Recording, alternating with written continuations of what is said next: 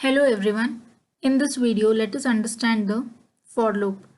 For loop is a definite loop and is called a counter loop because we know the number of iterations in prior before the execution of the body of the loop. That is, the number of times the loop gets executed will be known before the execution.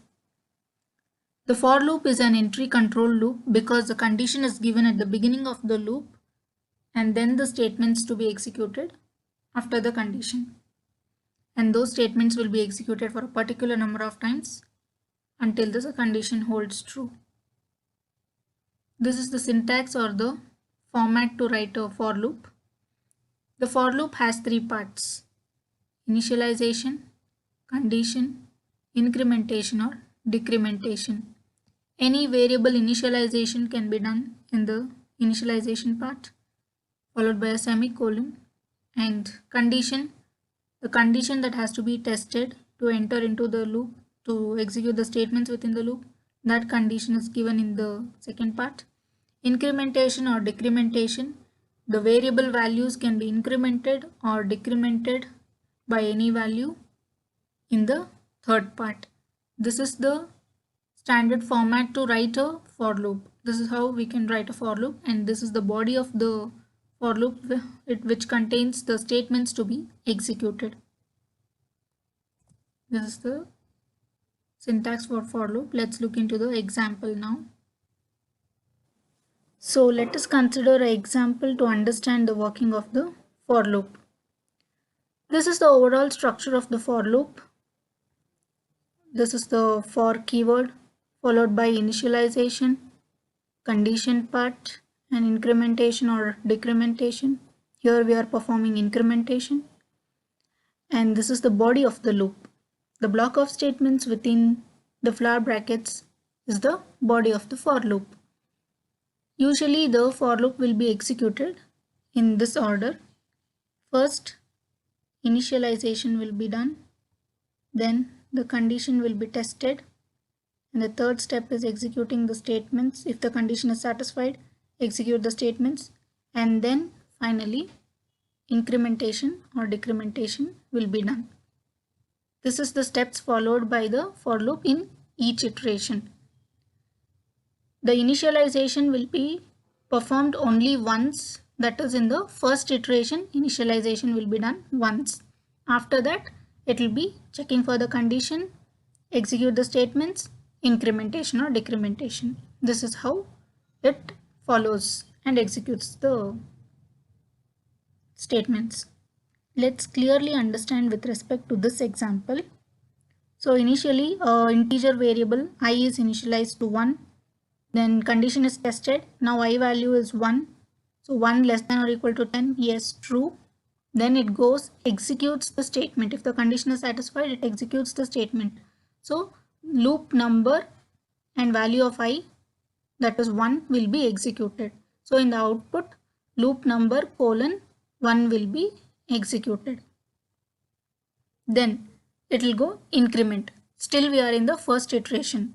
So in the first iteration, initialization, I value is initialized to 1, then condition is tested, 1 less than or equal to 10, true. When the condition is satisfied, it enters, executes the statements, that is loop number colon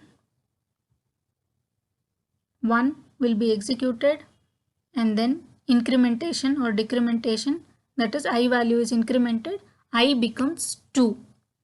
Now we are going to the second iteration. In the second iteration, initialization is not done. In the first iteration itself, initialization is finished.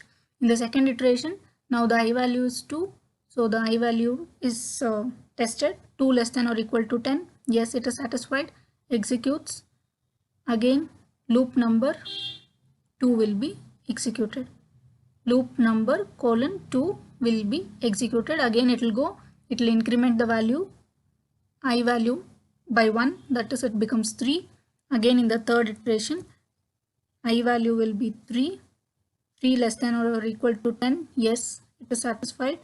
It executes loop number and 3 will be displayed, and then incrementation. In the third iteration itself, I value is incremented to 4, and coming to the fourth iteration, I value will be 4, condition is tested, is it satisfied?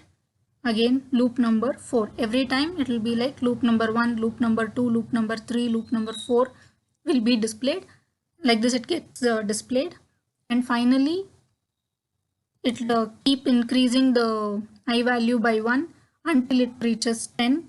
When I value becomes 10, still the condition holds true.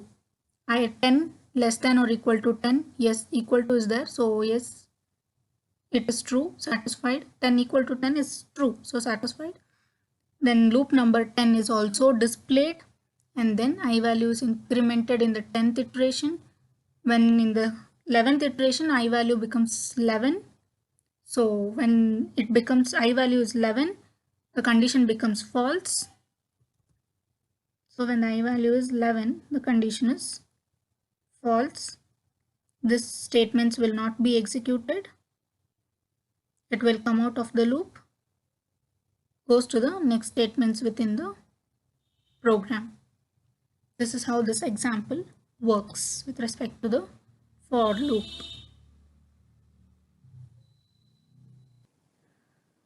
This is the for loop flowchart.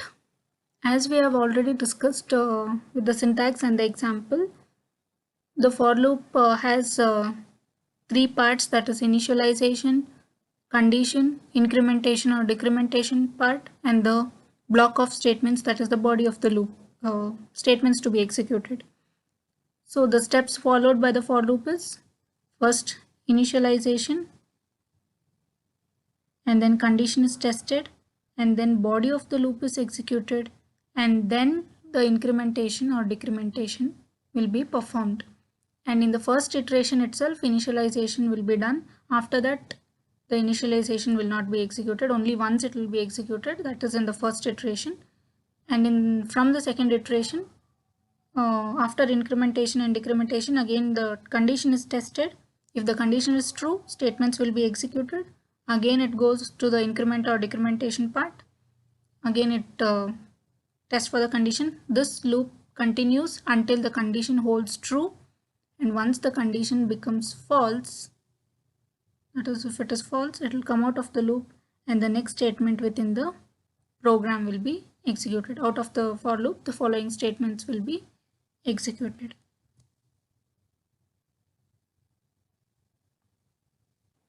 This is a sample program to understand the structure of for loop. In this program, I am trying to print numbers from 1 to 50 using for loop. For that, I have taken an integer variable num, and as we know, the structure of for loop has a initialization part, condition, and incrementation or decrementation part. Here I have initialized the integer variable num equal to 1, and the condition I have given is num less than or equal to 50, num plus plus. This plus plus is a unary operator which increments the num value by 1 each time. This is same as num equal to num plus 1. And when this condition is satisfied, the statement within the for loop gets executed. That is, the num value gets executed. Now let's run this program and see.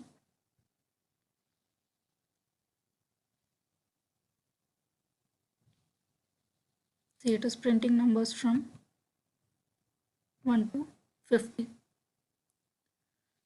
Suppose if you give here condition as num less than 50. If you don't give equal to 50, then the number 50 won't get displayed. It will display numbers from 1 to 49.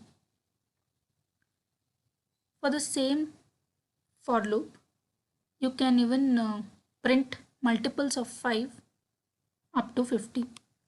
Let's see how to do that.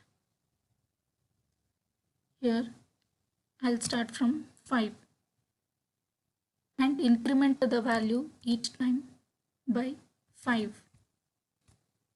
So this is a shorthand operator.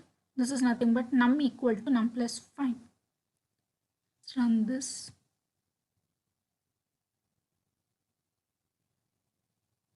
See, it is printing multiples of 5 up to 50.